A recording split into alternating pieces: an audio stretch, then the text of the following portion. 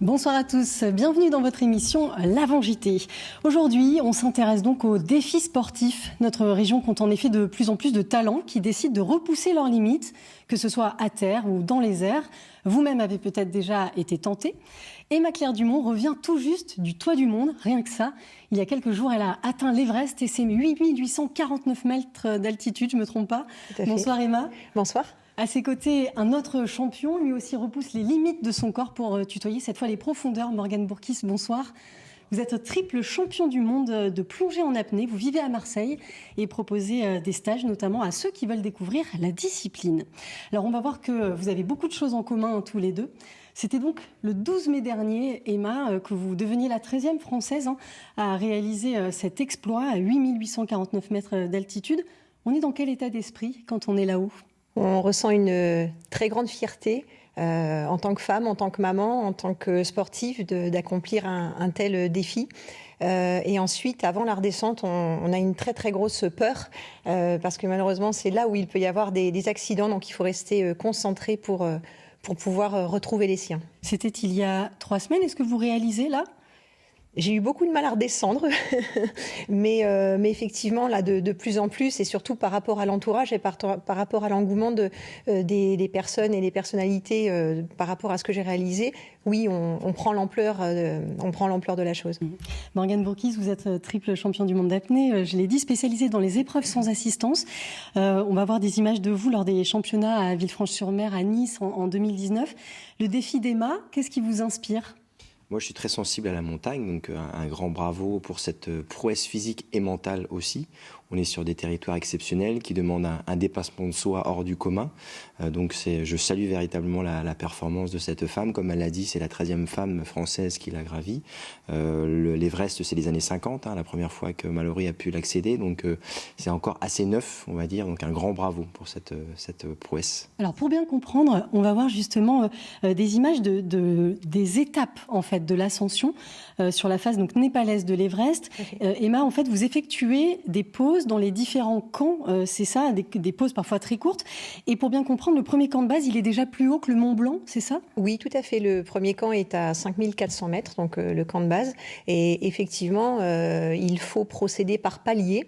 Et il faut préalablement aussi avoir eu un entraînement à ce phénomène d'hypoxie que tu connais aussi très bien par rapport à l'apnée.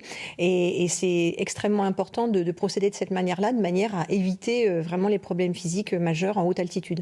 Qu'est-ce qui fait la différence pour réussir un tel défi ? Est-ce que c'est le mental ? On parle beaucoup de votre mental.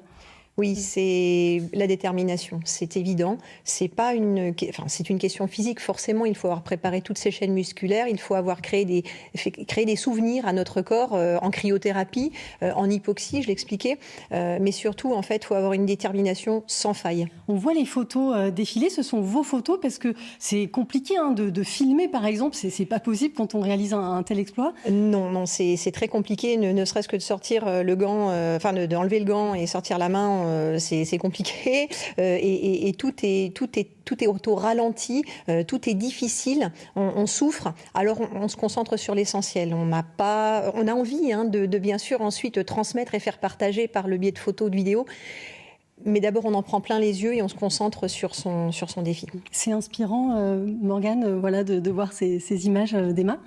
Je comprends très bien ce qu'elle veut dire par rapport à l'hypoxie. C'est vrai que moi-même, en termes d'entraînement, j'ai pu faire des sessions simulées en caisson hyperbare, justement, où l'hypoxie avait été menée justement à des niveaux très sévères, jusqu'à 7500 mètres d'altitude, pour provoquer des adaptations chez moi en vue de faire de l'apnée, pas en vue de faire de l'alpinisme.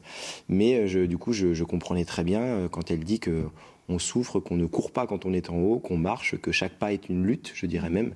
Donc c'est vraiment un exploit surhumain. Alors ce sont des épreuves psychologiques, mais surtout physiques, vous l'avez dit, où il faut connaître parfaitement bien son corps. On va voir cela avec vous, Loïc Perrier, bonsoir. Vous allez nous expliquer un peu comment ça se passe justement dans nos cellules. Eh bien, vous avez parlé du phénomène d'hypoxie, Emma, et effectivement, moi je suis complètement admiratif parce que quand on est au sommet de l'Everest, il y a 3 fois moins de pression qu'au niveau de la mer. Ça veut dire que en clair, on respire 3 fois moins bien. Le souffle, le cœur s'emballe, chaque mouvement, chaque tâche, même basique, faire ses lacets devient un combat. Et d'ailleurs, David Brichers, un alpiniste américain, s'exprime à ce sujet, même en respirant avec des bouteilles d'oxygène, eh bien, il dit qu'il a l'impression de courir sur un tapis roulant et de respirer à travers une paille. Sans doute une sensation que vous avez dû avoir, Emma.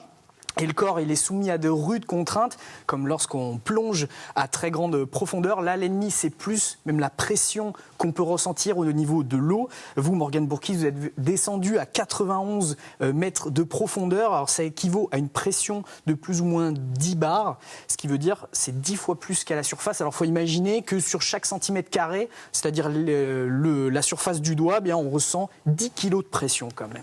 Comment